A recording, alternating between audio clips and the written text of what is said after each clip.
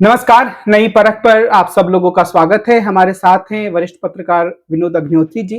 हम इनसे बातचीत करेंगे देश की राजनीति के बारे में और यह समझने का प्रयास करेंगे कि हाल-फिलहाल में जो भी राजनीतिक घटनाक्रम चल रहे हैं, उन्हें हम कैसे समझें, उनके बारे में एक एनालिटिकल समझ कैसे बनाएँ। विनोद सर आपका स्वागत है, नमस्कार। जी, नमस्कार। आज चुनाव आयोग ने घोषित किया कि बिहार में 2 चरणों में ही चुनाव होंगे। 14 नवंबर को चुनाव का नतीजा आ जाएगा। ये तो मुझे लगता है कि एक सकारात्मक कदम माना जाना चाहिए क्योंकि कई बार बिहार और उत्तर प्रदेश के चुनाव को काफ़ी फैला दिया जाता है और ऐसा लगता है कि 1 डेढ़ महीने तक ये सब चीज़ें चलती रहेंगी। लेकिन मेरा सवाल आपसे ये है कि आज के दिन जब ये चुनाव का के बारे में तारीखों की घोषणा हुई है, तो जी। हम कैसे देखें बिहार की राजनीतिक स्थिति को? आज के दिन आपको कौन-सा गठजोड़ जो है, वो ज़्यादा मजबूत स्थिति में दिखाई देता है? क्या हम ये कह सकते हैं कि राहुल गांधी की वोट अधिकार यात्रा के बाद कांग्रेस और जो राजद का जो महागठबंधन है, जिसमें अन्य दल भी हैं, उनकी स्थिति बेहतर है भारतीय जनता पार्टी, जनता दल यूनाइटेड इत्यादि से? देखिए, सबसे पहले तो चुनाव आयोग का धन्यवाद कि उन्होंने चुनाव को 2 चरणों में तक समेट दिया। हालाँकि सत्ताधारी जनता दल यूनाइटेड ने 1 चरण की माँग की थी, लेकिन बीजेपी और आरजेडी ने 2 चरणों की बात कही थी। 2015 में लोक विधानसभा चुनाव बिहार में 5 चरणों में हुए थे। 2020 में 3 चरणों में हुए और 2025 में 2 चरणों में हो रहे हैं, तो अच्छी बात है। ब हुँ, और बल्कि अब तो जिस तरह का माहौल है, अब वो बूथ कब्जे वाला जमाना नहीं है, नक्सली समस्या का भी लगभग बिहार में भी उस तरह से दिक्कत नहीं है किसी तरह की, कहीं छुट-पुट कुछ होंगे तो होंगे। और जो बाहुबलियों का सारा आतंक दबंगई रहती थी, वो भी काफ़ी हद तक जो है कंट्रोल में है। सड़कें अच्छी हैं, संचार साधन अच्छे हैं, सूचना तकनीक के कारण संपर्क माध्यम बहुत बेहतर हो गया है, तो एक चरण में भी चुनाव कराए जा सकते हैं। जैसे महाराष्ट्र में कराए गए एक चरण में, राजस्थान में हुए थे एक चरण में, इस तरह से एक चरण में हो सकते हैं। तो धीरे-धीरे चुनाव आयोग को उत्तर प्रदेश और बिहार जैसे राज्यों में भी एक एक चरण या 2 चरण में चुनाव कराना चाहिए और 2 चरण में हो रहे हैं, ये स्वागत योग्य है। अब जी। आपने राजनीतिक स्थिति की जो बात की है, हुँ, देखिए इस वक्त अगर दोनों गठबंधनों पर नजर डालें, तो दोनों के अपने-अपने मुद्दे हैं, अपनी-अपनी यूएसपी है, अपनी-अपनी ताकत है, अपनी-अपनी कमजोरी है। अब पहले एनडीए से बात करते हैं, सत्ताधारी में। भारतीय जनता पार्टी और जेडीयू का जो गठजोड़ है, जिसमें चिराग पासवान की रालोजपा भी है, उपेंद्र कुशवाहा जी की पार्टी भी है, जीतन राम मांझी भी है, मोटा-मोटा एक एनडीए का गठबंधन है। पिछले चुनाव की तुलना में ऊपरी तौर पर ये गठबंधन बड़ा इंटैक्ट दिख रहा है।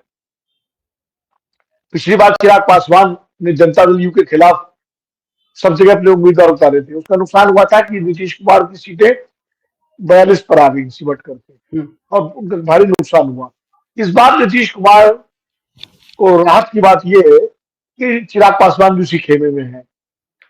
तो एक तरह से प्रकट तौर पर ये उनकी स्ट्रेंथ है एनडीए की कि उनका कुनबा एकजुट दिखाई पड़ रहा है। लेकिन पेश क्या है? पेश ये है कि सीटों के बंटवारे में चिराग पासवान जिस तरह 40 सीटों की बात कर रहे हैं, 35-40 सीटों की बात कर रहे हैं, वो संभव नहीं है क्योंकि 100 102 103 सीटें बीजेपी और जेडीयू लड़ेंगे, यानी मान के चलिए एवरेज 100 सीटें के जी। आसपास जो है, हुँ, बचती है 43 सीटें या 40 सीटें। हुँ, उसमें चिराग पासवान को भी देना है, उसमें जीतन राम मांझी को भी देना है, उपेंद्र कुशवाहा को भी देना है। तो ये एक पेच सुलझाना है एनडीए को। और मांझी जी और ये तो मान जाएंगे, उपेंद्र कुशवाहा। लेकिन पासवान जी, चिराग पासवान कितना मानेंगे, और वहां अगर जबरदस्ती उनको मना भी लिया गया 20 सीट पर, तो बाकी सीटों पर वो क्या करेंगे, कैसी उनकी स्थिति रहेगी, ये अभी प्रश्न है। हुँ, और खबरें इस तरह की है या कहें अफवाहें हैं, चर्चाएं हैं कि कहीं ना कहीं प्रशांत किशोर से भी कोई अंडरस्टैंडिंग चल रही है। अब क्या है भगवान जाने, मेरे पास कोई जानकारी नहीं है, लेकिन जिस तरह की चर्चाएं बिहार के पत्रकार या बिहार के सोशल मीडिया में चलती हैं, हुँ, तो ये एक एनडीए के सामने ये एक इंटरनल दिक्कत है। हुँ, अब 2-3 दिन में सीटों का बंटवारा भी हो जाएगा क्योंकि नॉमिनेशन के पहले पहले हो जाना है। कल भी शायद कोई मीटिंग होगी।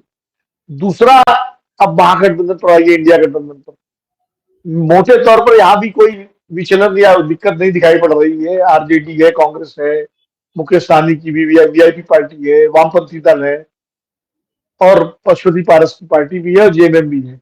हुँ, तो जेएमएम और पशुपति पारस तो एक एक दो दो सीट से संतुष्ट हो जाने वाले लोग हैं। मुकेश सहनी साहब का सुर जो है वो थोड़े विचलित करने वाले हैं। वो सीटें भी कम से कम 18 से 20 मांग रहे हैं और दूसरा वो अपने को डिप्टी चीफ मिनिस्टर घोषित करने की बात कर रहे हैं कि वो हुँ, भी घोषित किया जाए। हुँ, और नहीं तो फिर वो पाला बदल लेंगे या स्वतंत्र चले जाएंगे, क्या करेंगे भगवान जाने। हुँ, ये महागठबंधन में एक दिक्कत का संभव है। बाकी लेफ्ट की तरफ से कोई दिक्कत नहीं है, कांग्रेस और आरजेडी के बीच भी बंटवारा हो ही जाएगा। कांग्रेस 70 सीटें मांग रही है, लेकिन मेरी सूचना है, जानकारी है कि 50 से 58 सीटों के बीच में बात बन जाएगी। हुँ, लेफ्ट वाले भी कोई बहुत ज्यादा झंझट नहीं करेंगे। मेन समस्या जिससे वहां चिराग पासवान का मसला है, वैसे हुँ, यहाँ वीआईपी मुकेश सहनी का मसला है। हुँ, ये तो दोनों गठबंधन और एनडीए, अब इनकी उस पर बात कर लेते हैं, स्ट्रेंथ पर। एनडीए की स्ट्रेंथ ये है कि नीतीश कुमार का एक कोर वोट बैंक है ईबीसी का, जो जिस तरफ जाता है उसका पलड़ा भारी हो जाता है। ये हम 2015 में देख चुके हैं, ये हम 2020 में देख चुके हैं, 2019 के लोकसभा चुनाव में देख चुके हैं, 2024 के लोकसभा चुनाव में देख चुके हैं। हुँ, तो नीतीश कुमार और बीजेपी एक साथ है, हुँ, इसलिए वो अगर वोट बैंक नीतीश कुमार का उनके साथ इंटैक्ट रहता है हुँ, तो एनडीए की राह आसान हो सकती है और वो महागठबंधन के लिए चुनौती हो। हुँ, लेकिन अगर नीतीश कुमार अपना वोट बैंक जो उनका ईबीसी वोट बैंक है और मुसलमानों का पसमानदा जो उनका एक बड़ा वोट बैंक था वो निकल जाता है उनके पास से, उनके खेमे से, उसका 20%, 40%, 30% कुछ भी हिस्सा, तो वो फिर एनडीए के लिए नुकसानदेह होगा। वो एड हुँ, एड ऑन करेगा इसको, महागठबंधन। महागठबंधन को। लेकिन जो 20 साल की एंटी इनकम्बेंसी है, किसी भी सरकार है, किसी भी मुख्यमंत्री है, किसी भी दल के खिलाफ, उसको खत्म करने के लिए नीतीश कुमार ने पिछले 3 महीने में धड़ाधड़ जो घोषणाएं की हैं, तमाम सारी नौजवानों को स्कॉलरशिप की, उसकी पेंशन की राशि बढ़ाना और फ्री बिजली देना, बहुत सारी घोषणाएं की और सबसे बड़ी घोषणा उन्होंने की है जो महिलाओं के करीब 1 करोड़ से ज्यादा, 1 करोड़ 20 लाख महिलाओं के खाते में 10,000 रुपए डालना एक मुश्त, जिसकी किस्तें लगातार डाली जा रही हैं, आज भी डाली गई। और वो कि 10,000 तो ये आपको रोजगार शुरू करने के लिए दिया जा रहा है, और आपका रोजगार शुरू हो गया तो हम 2 लाख रुपए उसके बाद देंगे। हुँ, इन स्कीमों ने एनडीए के की तरफ कुछ जो है एक मजबूती प्रदान की है और जो एंटी इनकम्बेंसी बन रही थी उसको काफी हद तक काबू करने की कोशिश की है। चूंकि हम मध्य प्रदेश में देख चुके हैं, महाराष्ट्र में देख चुके हैं, हम झारखंड में देख चुके हैं, हम इन सब राज्यों में देख चुके हैं कि इस तरह का जो कैश सीधे ट्रांसफर होता है, हुँ, वो रेवड़ी कहिए उसको, वोटर को रिश्वत कहिए या सशक्तिकरण कहिए, कुछ भी कहिए, अपनी जो सुविधा के अनुसार राजनीतिक दल जो है शब्दावली करते हैं, लेकिन वो काफी प्रभावित करती है वोटर को और वोटर का झुकाव पड़ता है। और ये महिलाओं के बीच में, चूंकि नीतीश कुमार की पहले से एक कॉन्स्टिट्यूंसी रही है, एक उनका एक लोकप्रियता रही है, उसमें ये एड ऑन करेगा और महिला वोटर उनके साथ जुड़ा रहा, इंटैक्ट रहा। और कहीं अगर आरजेडी और मुस्लिम महिलाओं को भी उन्होंने आकर्षित कर लिया तो ये दिक्कत हो सकती है महागठबंधन के लिए। जी, अब आइए विपक्ष की तरफ। विपक्ष ने, इंडिया गठबंधन ने एक वोट अधिकार यात्रा निकाली एसआईआर के मुद्दे पर, हुँ, और वोट चोरी का मुद्दा बड़े जोर शोर से राहुल गांधी ने उठाया, तेजस्वी भी साथ में थे। हुँ, अब चूंकि एसआईआर का प्रोसेस कंप्लीट हो चुका है, वोटर लिस्ट 7 करोड़ 40 लाख 43 लाख के 40 लाख के आसपास वोटर सूची आ गई मतदाताओं की। हुँ, अब ये मुद्दा एसआईआर का मुद्दा उस तरह से चुनावी मुद्दा नहीं है। हुँ, ये तो हो सकता है कि राहुल गांधी और तेजस्वी की यात्रा के दबाव में, प्रभाव में, जो एसआईआर में गड़बड़ी की आशंकाएं व्यक्त की जा रही थी, वो शायद उन पे काफी लगाम लगी होगी। और सुप्रीम कोर्ट में जिस तरह लड़ाई लड़ी गई तो आधार को मान्यता मिली और कई सारे सुप्रीम कोर्ट के निर्देश भी आए जिससे एसआईआर की कार्यवाही ज्यादा पारदर्शी हुई। तो हुँ, इसका श्रेय महागठबंधन ले सकता है वोटरों के बीच में कि भाई हमारी वजह से आपके का वोट अधिकार सुरक्षित है, वरना ये तो चोरी हो जाता। ये हुँ, कह सकते हैं राहुल गांधी और तेजस्वी। हुँ, लेकिन सिर्फ इसी मुद्दे पर वो चुनाव जीत जाएंगे या मुद्दा इतना होगा, वो मैं इससे सहमत नहीं। सरकार के खिलाफ जो एंटी इनकम्बेंसी के मुद्दे हैं, जिनसे एंटी इनकम्बेंसी बढ़ सकती है, वो है बेरोजगारी, वो है पलायन, वो है भ्रष्टाचार। जो मंत्रियों पर भ्रष्टाचार के गंभीर आरोप लगे हैं, प्रशांत किशोर ने भी लगाए हैं, हुँ, और जिनका कोई जवाब, क्रेडिबल जवाब न बीजेपी ने दिया है, ना जेडीयू ने दिया है, ना एनडीए ने दिया है। हुँ, और वो चाहे सम्राट चौधरी का मामला हो, अशोक चौधरी का मामला हो, कोई जितने इनके मंत्री, 4-5 मंत्रियों पर जो प्रशांत किशोर ने खुलेआम लगाए, वो मुद्दा है। कानून व्यवस्था का की हालत कोई बहुत बेहतर नहीं हुई है। भले एनडीए जंगल राज का नारा लगा करके आईना दिखा रहा है गठबंधन को, महागठबंधन को, और लोगों के अंदर डर पैदा कर रहा है कि अगर आरजेडी की सरकार बन गई, कांग्रेस गठबंधन की, आरजेडी की, तो जंगल राज 2000 लालू जी के जमाने का लौट आएगा। हुँ, लेकिन ऐसा नहीं कि बिहार की कानून व्यवस्था वो दुरुस्त हो गई है। बिहार में दिन दहाड़े पटना के अंदर घुस करके मर्डर हुए, अस्पताल के अंदर हत्याएं हुई, बच्चों की हत्याएं हुई, सब घटनाएं हम लोग सामने हैं। तो वो एक मुद्दा विपक्ष भी उठा रहा है।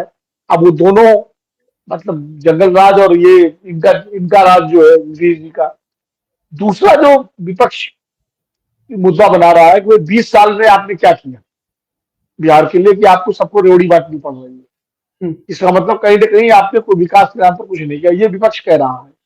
जी। जवाब में जनता दल यू और बीजेपी के लोग कह रहे हैं कि 2005 से पहले तो बिहार में कुछ विकास ही नहीं हुआ, तो जो विकास हुआ इसी टाइम में हुआ। खैर, हुँ, ये चलता रहेगा एक दूसरे के प्रति। जी। मोटे तौर पर आखिर में जाते जाते ये चुनाव सामाजिक समीकरण की गोलबंदी का चुनाव बनेगा हुँ, बिहार में। सोशल इक्वेशंस कैसी बनती है। हुँ, ठीक है, रेवड़ियों का और योजनाओं का फायदा मिलेगा। एक वर्ग ऐसा होता है जो इस आधार में वोट करता है, लेकिन जो सोशल इकोनॉमिक्स है, सोशल डायनेमिक्स है, वो क्या करवट लेती है, वो महत्वपूर्ण है। जी। राहुल गांधी ने जो एक घोषणा पत्र जारी किया है कांग्रेस पार्टी ने, और उसमें महागठबंधन पूरा शामिल था, अति हुँ, पिछड़ों के लिए, जिसमें अति पिछड़ों के लिए संरक्षण कानून बनाना, अत्याचार निवारण अधिनियम, दलित एक्ट की तरह, और करीब 10 सूत्री उन्होंने मांगे की है। हुँ, अगर वो महागठबंधन के लोग, कांग्रेस के लोग, आरजेडी के लोग, लेफ्ट के लोग उस घोषणा पत्र को अति पिछड़ों के बीच में नीचे तक ले जाने में कामयाब रहे, और उनका एक sizable number of vote NDA से निकल गया, तो एनडीए के लिए मुश्किल होगी, महागठबंधन का एज बढ़ेगा। हुँ, ये तो मोटी मोटी वस्तुस्थिति है। जी। अब दो एक फैक्टर्स और हैं इस चुनाव में। जी, जी, आप पहले बोल लीजिए। नहीं, आप पूछिए, फिर उसी में मैं जोड़ दूंगा, थोड़ा नहीं, ब्रेक मेरे ले लेते हैं। जी, जी, मेरे मन में ये एक बात आ रही थी कि जैसे आज के दिन भी सोशल मीडिया पे जो नीतीश कुमार जी की एक अजीब तरह की भाव भंगिमा वाला वीडियो है, वो चल रहा है।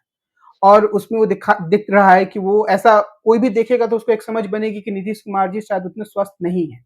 तो नीतीश कुमार का स्वस्थ ना होना और इस बात पे एक आशंका का बादल मंडराना कि अगर एनडीए को जीत मिलती भी है तो नीतीश कुमार तो मुख्यमंत्री नहीं बनने वाले हैं। और ये भी हो सकता है कि वो चुनाव प्रचार में उतने जोर-शोर से भागीदारी ना करें। तो ये जो नीतीश कुमार का जो एक ब्रांड के रूप में थोड़ा कमज़ोर होना है, क्या आपको लगता है कि एनडीए की संभावनाएँ उससे धूमिल होंगी या ये बहुत बड़ा फैक्टर नहीं है, इसको एनडीए मैनेज कर लेगा? आप इसके बारे में कैसे देखते देखिए, नीतीश कुमार का ब्रांड निश्चित रूप से एनडीए की बड़ी ताकत रहा है अभी तक, और नीतीश कुमार की अपनी जेडीयू की सबसे बड़ी ताकत रहा उनका ब्रांड।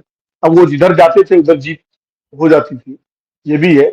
लेकिन ये भी सच है कि पिछले 1-1.5 साल से नीतीश जी के बारे में तमाम तरह की उनकी सेहत को लेके खबरें, अपुष्ट खबरें चली, कोई मेडिकल बुलेटिन तो जारी नहीं हुआ, लेकिन अपुष्ट खबरें सोशल मीडिया पर, और जिस तरह के वीडियो आए कि उन्होंने गमला रख दिया किसी के सर पर, कहीं पैर छू रहे हैं किसी के, वो सब जो खबरें आई, उस वीडियो आए, उससे नीतीश जी के स्वास्थ्य को लेकर के एक धारणा बन गई लोगों में। और बिहार में धारणा काफी मजबूत है कि नीतीश जी का स्वास्थ्य अब बेहतर हो गई। उम्र तो उनकी हो ही गई, 75 साल के आसपास हैं? होंगे वो।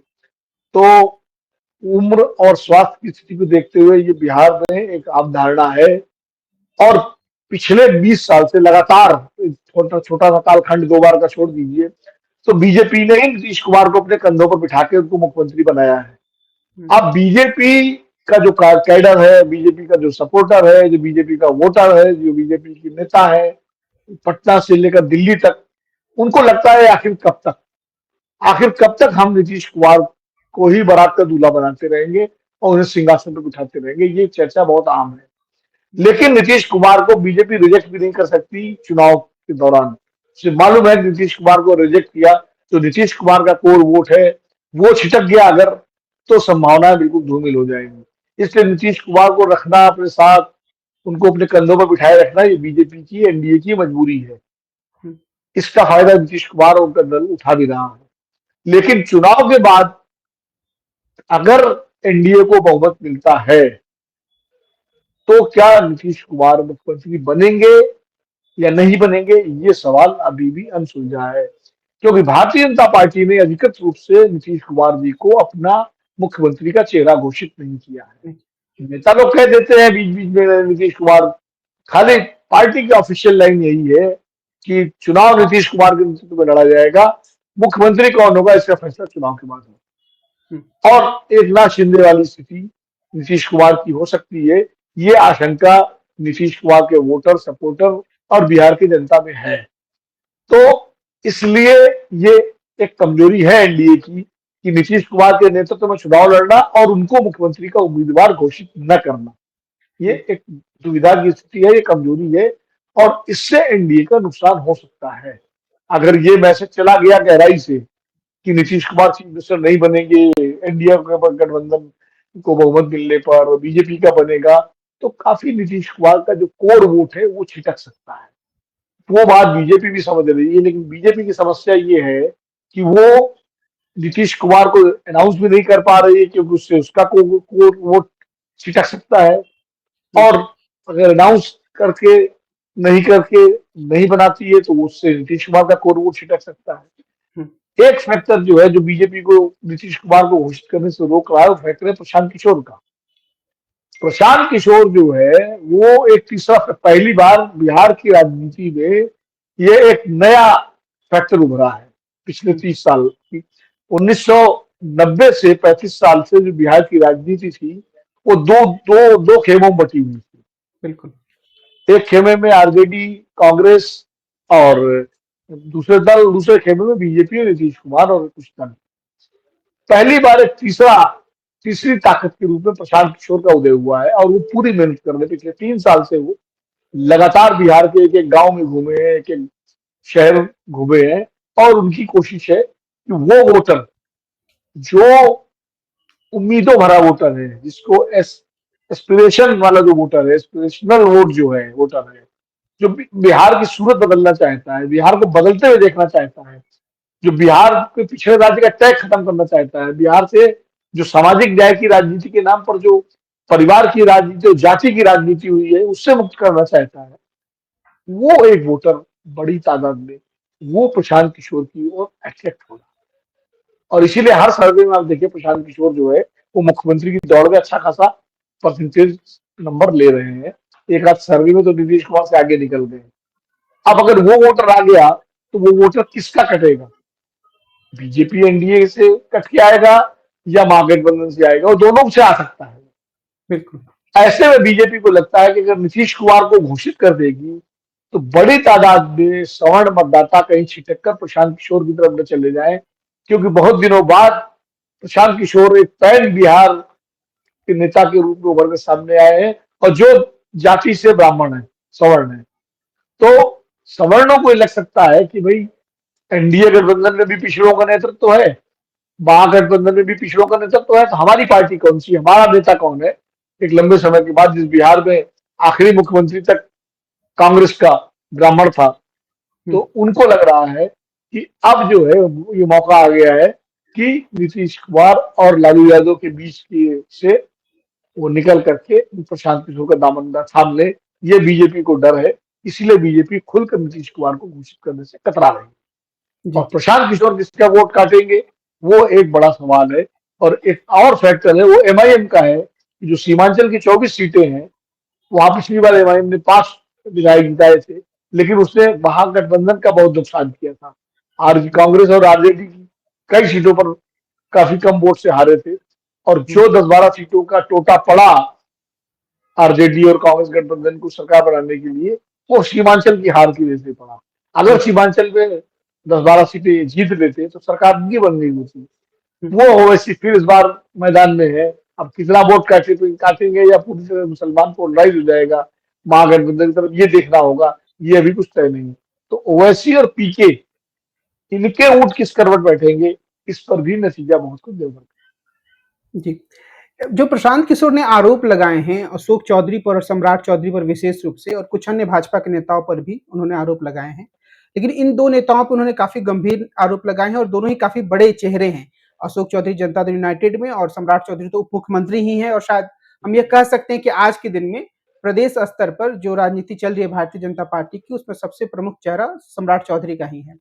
तो क्या इन आरोपों से आज के दिन में आपको ये लगता है कि जो भारतीय जनता पार्टी और जनता दल यूनाइटेड की छवि है, कि वो लोग जंगल राज से अलग कुछ प्रस्तुत कर रहे हैं, उसको कुछ गहरा धक्का लगा है, ये परसेप्शन बनता हुआ दिख रहा है? या फिर हम ये कहें कि ये चलताऊ चीज़ें हैं और इनसे तो भारतीय जनता पार्टी और जनता दल यूनाइटेड आराम से निपट लेंगे? आप इसके प्रभाव को किस रूप में देख रहे हैं? है। नहीं, मूल रूप से ये आरोप प्रशांत किशोर ने लगाए हैं और बहुत पुख्ता सबूतों के साथ दस्तावेज पेश करते हुए लगाए हैं। और सबसे दिलचस्प बात ये है सम्राट चौधरी पर जो आरोप प्रशांत किशोर ने लगाए हैं, वो आरोप तो जनता दल यूनाइटेड लगा चुका है। जनता दल यूनाइटेड के नेता है नीरज कुमार जी। तो हुँ, नीरज जी जो है, उन्होंने पूरी प्रेस कॉन्फ्रेंस करके ये आरोप लगाए थे, सारे आरोप सम्राट चौधरी की डिग्री पर, सम्राट चौधरी की वो जो मर्डर वाला केस है जिसमें उनको राहत मिली सुप्रीम कोर्ट से कि भाई कम उम्र के हैं उनके ऊपर, ये सारे आरोप वो लगा चुके हैं। अब उन्हीं सम्राट चौधरी को जनता दल में कंधों पर बिठा के घूम रहा है नीतीश कुमार, साथ में चलते हैं। तो जो भाजपा का और एनडीए का जो भ्रष्टाचार वाला प्लैंक है या साफ सुथरे स्वशासन वाला, वो अपने आप लोगों के बीच में उसकी साख खत्म हो जाती है। हुँ, इसी नीतीश कुमार ने ये कहते हुए कि तेजस्वी यादव पर भ्रष्टाचार का आरोप लग गया है, रेल वाले जॉब फॉर स्कैम में, लैंड फॉर जॉब जो है, वो कैसे उनके साथ सरकार चला सकते हैं। यही तो कह के वो वापस गए थे एनडीए में 2017 में। हुँ, वही नीतीश कुमार और सम्राट चौधरी को गले में साथ साथ लिए घूम रहे हैं। जो बिल्कुल। सम्राट चौधरी कहते थे मैं साफा नहीं खोलूंगा, उतारूंगा जब तक नीतीश कुमार को गद्दी से हटा लूं, वो नीतीश कुमार को गद्दी बिठाए भी है, उनके लिए वोट भी मांग रहे हैं उनको बनाने के लिए। हुँ, तो जनता इन सब चीजों को देखती है, समझती है। इसलिए वो भ्रष्टाचार की जो लड़ाई बीजेपी लड़ना चाहती है, जिस मुद्दे पर कांग्रेस को घेरना चाहती है, जिस मुद्दे पर वो चाह रही है कि चुनाव हो, वो मुद्दा डाइल्यूट हो जाता है इस तरह की चीजों से कि जिन जिन नेताओं पर आप ही ने आरोप लगाया आज वो आपके साथ हैं, तो फिर आप कैसे इस बात को कह सकते हैं। तो हुँ, ये है, इसलिए जो आरोप लगाए हैं प्रशांत किशोर ने वो काफी गंभीर है और उनका जवाब आज तक ढंग का जवाब तो सत्ता पक्ष से आया नहीं। हुँ, तो अब लेकिन बाकी ये है कि अब राहुल गांधी भी कोई हाइड्रोजन बम छोड़ना चाहे, फोड़ने वाले हैं, देखें वो क्या फोड़ते हैं। जी। प्रशांत किशोर जी वैसे दावा ये करते हैं कि अगर उन्हें 135 सीटें भी मिलेंगी अगले चुनाव में, तो वो इसे अपनी हार मानेंगे। कुछ लोग मीडिया में इस तरीके से प्रोजेक्शन करते हैं कि दिल्ली में जिस तरीके से अरविंद केजरीवाल जिस मॉडल को फ़ॉलो कर रहे थे, आरोप लगाना और डिस्क्रेडिट करना बाकी नेताओं को, वही मॉडल प्रशांत किशोर भी फ़ॉलो कर रहे हैं। मैं आपसे सवाल ये करना चाह रहा हूँ कि क्या दूर-दूर तक आप इसकी संभावना देखते हैं कि प्रशांत किशोर की सीटें 10 से ज़्यादा आएँगी बहुत अच्छे परफ़ॉर्मेंस में और उनका वोट प्रतिशत 5-7 से ज़्यादा जाएगा? या कुछ ऐसा जादू हो सकता है कि उन्हीं की सरकार बन जाए बिहार में? इसकी कोई संभावना दूर-दूर तक आपको नज़र आती है? देखिए प्रशांत किशोर जी की सरकार बनने की संभावना तो अभी मुझे नजर नहीं आती, मैं अभी नहीं कह सकता। हालांकि वो बहुत कॉन्फिडेंट है, मुझसे बात हुई थी तो उन्होंने कहा था विनोद जी आप लोग सब लोग सरप्राइज करेंगे, ऐसी ऐसे नतीजे आएंगे और हम सरकार बनाएंगे। लेकिन होने को कुछ भी हो सकता है। लेकिन ये सही है कि जो चमत्कार अरविंद केजरीवाल ने दिल्ली में 2013 में किया था, और अरविंद केजरीवाल को कोई 8 से 10 से ज्यादा सीटें नहीं दे रहा था सर्वे में, एग्जिट पोल में भी, 2013 की बात कर रहा हूं। हुँ, और 2013 में 28 सीटें ले आए वो हुँ, और हंग हो गई दिल्ली विधानसभा। हुँ, भाजपा 31 सीटें लाके बड़ी पार्टी थी लेकिन सरकार नहीं बना पाई। हुँ, अरविंद केजरीवाल ही 49 दिन के मंत्री बने, मुख्यमंत्री बने। तो कुछ कुछ वही फिनोमिना उसी लाइन पर काम कर रहे हैं प्रशांत किशोर, सही है। जी। हुँ, फर्क यह है दिल्ली एक सिटी स्टेट है, हुँ, यहाँ जातीय और धार्मिक आग्रह उतने मजबूत नहीं है जितने हुँ, की शेष भारत में है, और खासकर हुँ, उत्तर प्रदेश और बिहार में। हुँ, बिहार कास्ट ड्रिवन सोसाइटी है पूरी तरह से, और हुँ, प्रशांत जी जो है वो सवर्ण समाज से आते हैं, ब्राह्मण है, और ब्राह्मणों हुँ, का ज्यादातर समर्थन बीजेपी के साथ है, एनडीए के हुँ, साथ है। ऐसे हुँ, में एक दिक्कत उनके लिए है प्रशांत जी के लिए कि वो कैसे इसको जो है हल करेंगे समस्या को। वो तो डेटा के एक्सपर्ट हैं। लेकिन ये भी सही है कि जिस तरह से घटनाएं हुई हैं पिछले दिनों लगातार, उससे बीजेपी और उनका जेडीयू का जो ग्राफ थोड़ा नीचे हुआ है, प्रशांत किशोर उस फायदे को उठाना चाहते हैं। मैंने पहले कहा कि प्रशांत किशोर उस वोटर को घेरना चाहते हैं जो महागठबंधन का वोटर नहीं है, जो है एनडीए का वोटर, जो जिसने कभी नीतीश कुमार में संभावनाएं देखी, जिसने नरेंद्र मोदी में संभावनाएं देखी थी, हुँ, अब वो इल्यूजन हो गया है और उसको प्रशांत किशोर में संभावनाएं दिख रही हैं। हुँ, और प्रशांत किशोर अगर उसको खींच लेते हैं तो हो सकता है, अगर प्रशांत किशोर को 10 से 15 सीटें मिलती है और 8-10% वोट मिलता है, तो कोई ताज्जुब मत करिएगा कि विधानसभा त्रिशंकु भी हो सकती बिल्कुल। एक सर ये प्रश्न भी मेरे मन में आता है कि जो महागठबंधन है, उसने तेजस्वी यादव को अभी तक मुख्यमंत्री पद का उम्मीदवार घोषित नहीं किया है। क्या ये एक तरीके की राजनीतिक चूक मानी जानी चाहिए? क्या कांग्रेस को ये मान लेना चाहिए कि वही मुख्यमंत्री होंगे और इस रूप में अगर वो चुनाव में जाते हैं तो उन्हें ज़्यादा फ़ायदा होगा? कांग्रेस की आखिर क्या सोच है उन्हें अभी तक स्वीकार ना करने के पीछे? है। देखिए, कांग्रेस की सोच बिल्कुल स्पष्ट है। ये तो सही है कि चुनाव तेजस्वी का चुनाव है। ये नीतीश कुमार का भी चुनाव नहीं है, तेजस्वी का चुनाव है। और इसीलिए हर सर्वेक्षण में मुख्यमंत्री की पहली पसंद तेजस्वी यादव बताए जा रहे हैं। हुँ, तेजस्वी महागठबंधन का सबसे बड़ा चेहरा है। बिहार में महागठबंधन के नेता है, इसमें कोई शक नहीं, कांग्रेस भी मानती है इस बात को। हुँ, और राष्ट्रीय जनता दल ने तो घोषित ही कर दिया उनको अपना मुख्यमंत्री का चेहरा। हुँ, तेजस्वी खुद कहते हैं जब तेजस्वी सरकार आएगी तो ये करेगी वो करेगी। हुँ, और महागठबंधन को बहुमत मिलने पर तेजस्वी के अलावा कौन हो सकता है? कांग्रेस के पास तो कोई चेहरा है नहीं, हुँ, और लेफ्ट वगैरह के पास भी कोई चेहरा नहीं है, उतनी इस तरह से सीटें भी नहीं होंगी उनकी। हुँ, ऐसे में मुख्यमंत्री तो तेजस्वी को ही बनना है, ये कांग्रेस भी जानती है।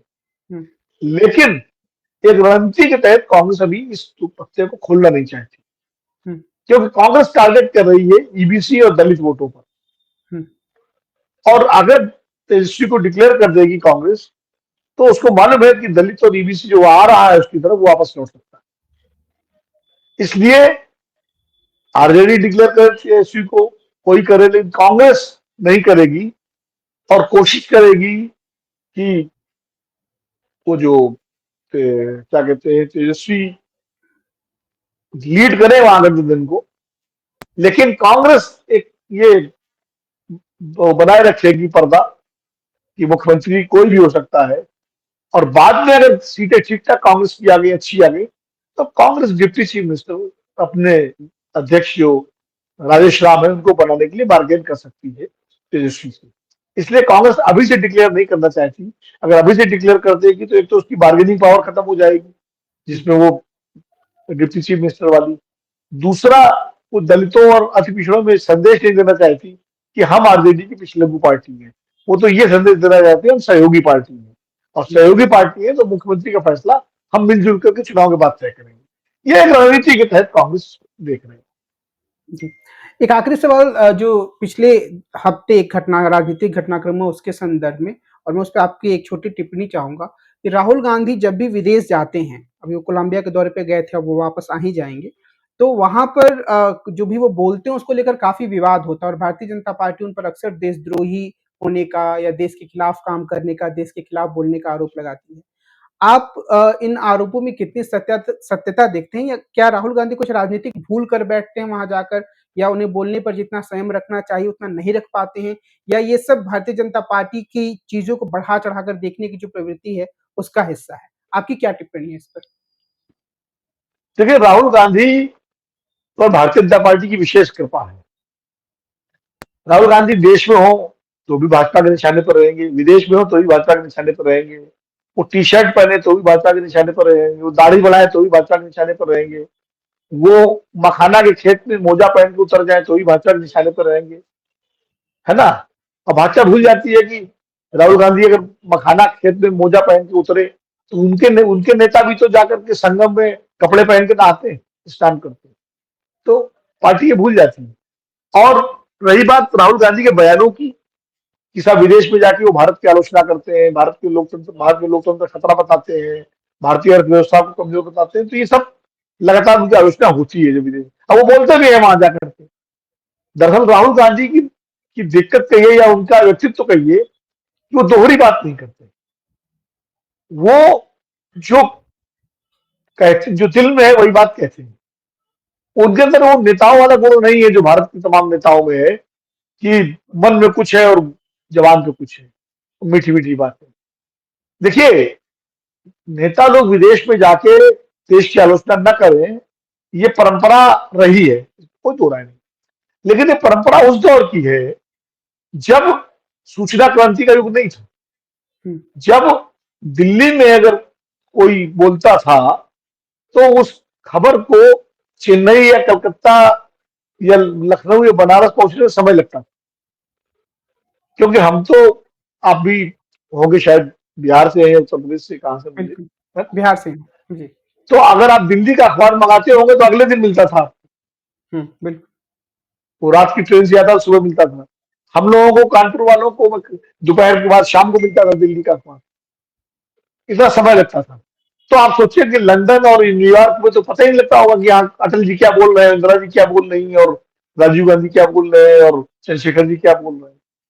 वो तो 4-5 दिन बाद पता लगता हो, हुँ, जब, क्योंकि तब तो ये न व्हाट्सएप था, न मेल था, न सोशल मीडिया था।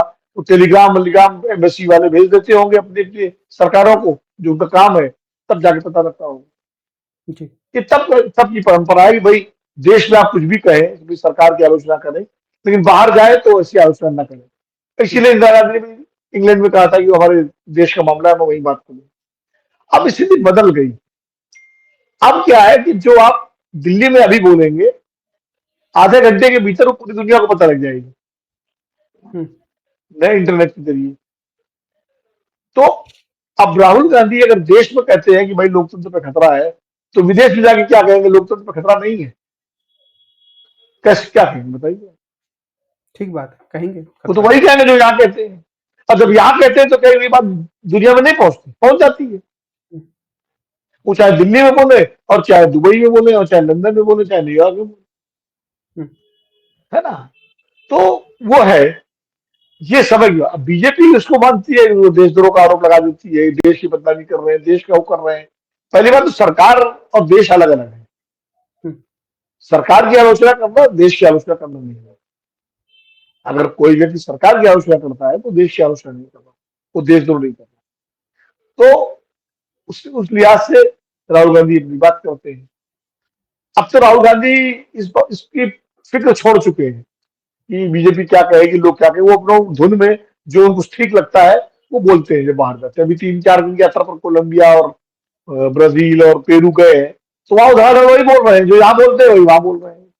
हुँ, वो उस बात को मान के चल रहे हैं कि अब इंटरनेट के और सूचना क्रांति के जमाने में कोई बात छिपानी संभव नहीं है, तो जो मन में है वो बोलो। जी। अब इसको आप देशद्रोह कहते हैं, इसको आप वो कहते हैं, मैं तो इसको देशद्रोह टाइप की चीज नहीं मानता। देशद्रोह बड़ा गंभीर अपराध है किसी का भी। अब भाई, प्रधानमंत्री जी भी तो जब जाते थे तो कहते 2014 से पहले भारत में क्यों पैदा हो गए, इस तरह की बात वो भी करते थे।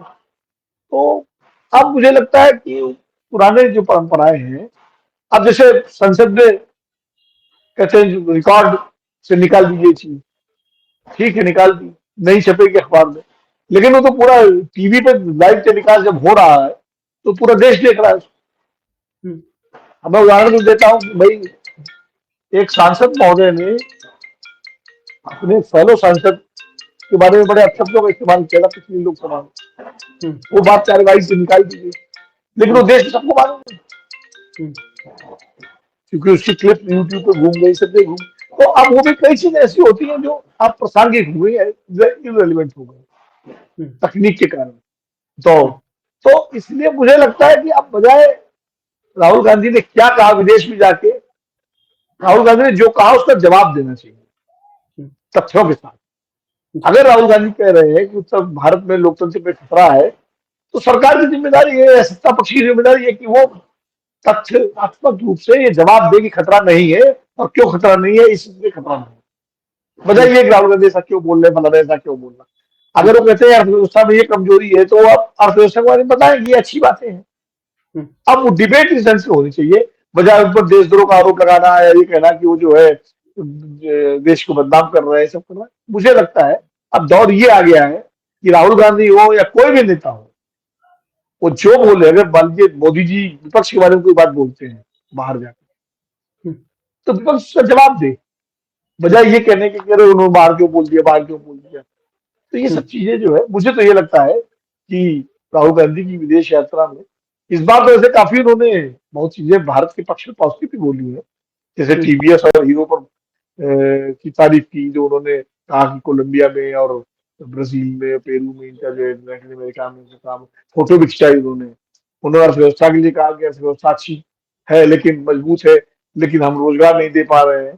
तो इस बार काफी उनके भाषण बड़े संतुलित रहे। जी। आज की अपनी इस बातचीत को हम इसी बिंदु पर विराम देते हैं। विनोद अग्निहोत्री जी को बहुत-बहुत आभार कि उन्होंने बहुत सारे प्रश्नों को का उत्तर दिया और हमें एक समझ बनाने में मदद की। कार्यक्रम को समाप्त करने से पहले मैं सभी दर्शकों से यह कहूँगा कि वे नई परख चैनल को सब्सक्राइब करें, अपने दोस्तों और मित्रों को इसके बारे में बताएँ। हमारे कार्यक्रमों पर अपनी आलोचनात्मक टिप्पणियाँ दें, सुझाव दें कि हम इन्हें और कैसे बेहतर बना सकते हैं। आपको आज की बातचीत के लिए विनोद सर बहुत-बहुत धन्यवाद। आपने समय दिया और हमें लाभान्वित किया। नमस्कार।